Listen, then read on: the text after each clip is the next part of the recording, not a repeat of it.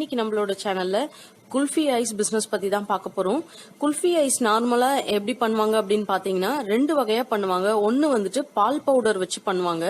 அதாவது பாத்தீங்கன்னா பால் பவுடர்ன்றது ஒரு நார்மல் பால்ல பால் பவுடர் கலந்து அதுல வந்துட்டு சுகர் பவுடர் ஆட் பண்ணி நல்லா மிக்ஸ் பண்ணி ஃப்ரீஸ் பண்ணிட்டோம் அப்படின்னா நார்மல் நம்ம ஸ்டிக் குல்ஃபி இருக்கு இல்லைங்களா, அந்த மாதிரி நிறைய இடத்துல பாத்தீங்கன்னா வந்து ரோட் சைட்ல வந்துட்டு வித்துட்டு வருவாங்க. அந்த எல்லாம் பாத்தீங்கன்னா மைதா மாவு ஆட் பண்ணுவாங்க. ஏன்னா மைதா மாவு ஆட் பண்ணாதான் வந்து அவங்களுக்கு கட்டுப்படி ஆகும் காஸ்டிங்.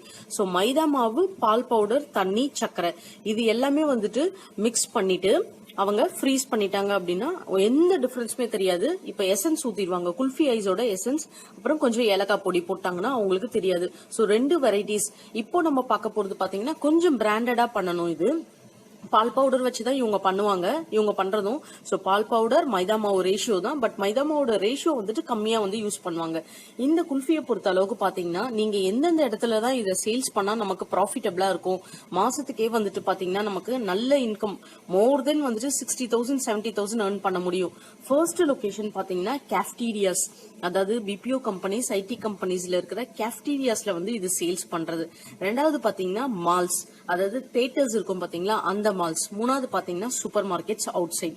சோ இந்த மாதிரி ஸ்பாட்ல எல்லாம் நீங்க வந்து இதை சூஸ் பண்ணீங்க அப்படின்னா கண்டிப்பா வந்துட்டு நல்ல ப்ராஃபிட்டபிளா இருக்கும். நியர்பை பீச்சஸ், மார்க்கெட்ஸ், காலேஜஸ் இந்த மாதிரி நீங்க கான்சென்ட்ரேட் பண்ணணும்.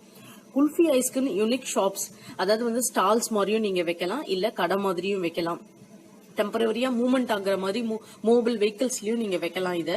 இதுல பாத்தீங்கன்னா நீங்க ஸ்டிக் குல்ஃபீஸ் வைக்கிறாங்க, மலாய் குல்ஃபி, அதுக்கப்புறம் பாத்தீங்கன்னா மேங்கோ பிளேவர் வைக்கிறாங்க, நார்மல் மில்க் பிளேவர். இதெல்லாம் ரேஞ்ச் பாத்தீங்கன்னா 50 ரூபா 60 ரூபா இந்த ரேஞ்ச்ல வருது.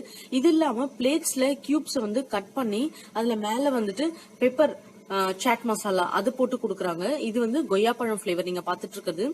அப்படியே கொய்யாப்பழம் சாப்பிடுற மாதிரியே இருக்கு. அவங்க என்ன சொல்றாங்கன்னா ஆர்டிபிஷியல் பிளேவர்ஸ் எதுவுமே இல்ல, இது ஃப்ரூட்ஸ் இருக்கு பாத்தீங்களா, ஃப்ரூட்ஸ் வந்து நல்ல மிக்சியில பிளெண்ட் பண்ணி ஐஸ்கிரீம்ஸ், நார்மலா குல்ஃபி இந்த பால், மில்க் பவுடர், சுகர் இது போடுறாங்க இல்லைங்களா, இது கூட அந்த வந்து ஃப்ரூட்ஸை வந்து எக்ஸ்ட்ராக்ட் நாங்க ஆட் பண்ணி அதுல இருந்து தான் நாங்க ஃப்ரீஸ் பண்ணி இந்த ஃப்ரூட்ஸ் இந்த சாலட் மாதிரி கொடுக்குற ஐஸ் கியூப்ஸை வந்து நாங்க ரெடி பண்றோம் அப்படின்றாங்க. இதுலயே பப்பாயா இருக்கு, மேங்கோ இருக்கு, ஆரஞ்சு இருக்கு, அதே போல நட்ஸ், கேஷ்யூ, பிஸ்தா இந்த மாதிரி எல்லாமே ஆல்மண்ட்ஸ் இருக்கு. கேஷ்யூ பிஸ்தா எல்லாம் பாத்தீங்கன்னா 90+ rupees வருது ஒரு பிளேட்டு. இதே வந்து ஃப்ரூட்ஸ் பாத்தீங்கன்னா 80 rupees plus வருது. ஸோ 80 rupees ஒரு பிளேட்னு வச்சு 10 பிளேட் மூவ் ஆனாலே நமக்கு 800 ரூபா. நமக்கு தாராளமா வந்து ஒரு நாளைக்கே வந்து குறைஞ்சது வந்து 2000 இருந்து 3000 ரூபாய் இதுல எடுக்க முடியும், இந்த மாதிரி ஸ்பாட்ஸ்ல எல்லாம் நம்ம போடும் போது. சோ இதோட பேஸ் நம்ம என்னன்றத பார்த்துட்டு இந்த பிசினஸ் ரிசர்ச் பண்ணிட்டு ஸ்டார்ட் பண்ணோம்னா நமக்கு நல்ல ப்ராஃபிட்டபிளா இருக்குங்க. என்னோட ஐடியா இதுல என்னன்னா, நீங்க ரேதர் சுகர் யூஸ் பண்றதுக்கு பதில் ஹனியோ இல்ல நார்மலா வந்து நாட்டு சக்கரைன்னு சொல்லுவாங்க, அது பிரவுன் சுகர், இந்த மாதிரி நீங்க ஆட் பண்ணீங்க அப்படின்னா உங்களுக்கு இன்னும் வந்து ஹெல்த்தியா இருக்கும். ஏன்னா ஃப்ரூட்ன்றது ரொம்ப ஹெல்த்தி, மில்க்கும் வந்து ஹெல்த்தி தான். இதுல வந்து நம்ம கொஞ்சம் கிரியேட்டிவா பண்ணோம் அப்படின்னா, இப்ப நார்மல் பால் பேக்கெட்ஸ் பால் வாங்காம பசும்பால்ல பண்றது, ஜாகரி ஆட் பண்றது, நாட்டு சக்கரை ஆட் பண்றது, ஹனி ஆட் பண்றது. சோ இந்த மாதிரி நம்ம பண்ணோம் அப்படின்னா குழந்தைங்களுக்கும் அதை வாங்கி கொடுப்பாங்க. ஏன்னா இப்ப ஒர்க் பண்ற ஸ்டேஜ்ல பாத்தீங்கன்னா எல்லாருமே வந்துட்டு நம்ம அவங்களோட ஹெல்த்தை வந்து காஷியஸா பாத்துக்கணும் அப்படின்னு இருக்காங்க.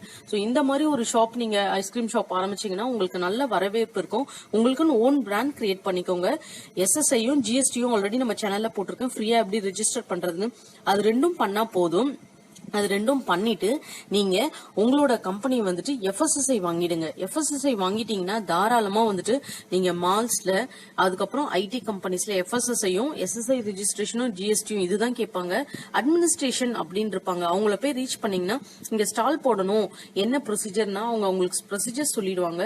சோ அந்த மாதிரி ஸ்பாட் மட்டும் உங்களுக்கு கிடைச்சிட்டுனா 2-3 பிரான்ச், அதாவது ஃபார் எக்ஸாம்பிள் இப்ப நீங்க ஒரு ஐடி கம்பெனி எடுக்கிறீங்க அப்படின்னா அந்த ஐடி கம்பெனியோட பிரான்ச் பிடிச்சிட்டீங்கன்னா அந்த ரெஃபரன்ஸ் வச்சு நீங்க எல்லா மால்ஸ், ஐடி கம்பெனிஸ் எக்ஸ்பேண்ட் பண்ணிட்டே போலாம் உங்களுடைய பிரான்சஸ். சோ இந்த பிசினஸ் ஓவராலா பொறுத்த அளவுக்கு நீங்க பிரான்சஸ் இன்க்ரீஸ் பண்ணிட்டீங்கன்னா ஒரு பிரான்ச்ல இருந்தே ஒரு 60,000 rupees எல்லா செலவும் போக ப்ராஃபிட் எடுத்தா 5 பிரான்ச் எடுத்துட்டாலே உங்களுக்கு 3 lakh மேல இன்கம் போயிடுங்க. சோ நல்ல ப்ராஃபிட்டபிள் பிசினஸ். எந்த பிசினஸ் பண்ணாலுமே ஃபர்ஸ்ட் ஒரு சின்ன லெவல்ல முதலீடு போட்டு நீங்க ஸ்டார்ட் பண்ணுங்க. நல்ல சக்சஸ்ஃபுல்லா அந்த பிசினஸ் போதுன்னும் போது டக்குன்னு நீங்க பிரான்சஸ் இன்க்ரீஸ் பண்ணுங்க. பிராண்ட் நேம், காப்பிரைட்ஸ் வாங்குங்க உங்க பிராண்ட் நேம்க்கு. உங்களுடைய சீக்ரெட், அதாவது இப்ப நான் சொல்லியிருக்கேன் பாத்தீங்களா, பசும்பால்ல யூஸ் பண்றது, சக்கரை யூஸ் பண்றது இல்லாம அந்த மாதிரி எல்லாம் பிராண்ட் சீக்ரெட்ஸை வந்து நீங்க மெயின்டைன் பண்ணி த்ரூ அவுட் குவாலிட்டியா கஸ்டமர்ஸ் கொடுத்தீங்க, நல்ல ஆஃபர்ஸ், ஃப்ரீ ஹோம் டெலிவரிஸ் இந்த மாதிரி எல்லாம் போது இந்த பிசினஸ் நல்ல ப்ராஃபிட்டபிளா இருக்கும் ஃப்ரெண்ட்ஸ். இந்த பிசினஸ் நீங்க ஸ்டார்ட் பண்ண விருப்பப்படுறீங்கன்னா நல்ல ரிசர்ச் பண்ணிட்டு இந்த இண்டஸ்ட்ரியை ஸ்டார்ட் பண்ணுங்க. சக்சஸ்ஃபுல்லா கண்டிப்பா இருக்கும். நம்ம சேனலை தொடர்ந்து சப்போர்ட் பண்ணுங்க, சப்ஸ்கிரைப் பண்ணுங்க. இந்த வீடியோ உங்களுக்கு பிடிச்சிருந்தா ஒரு லைக் பண்ணிட்டு ஷேர் பண்ணிடுங்க.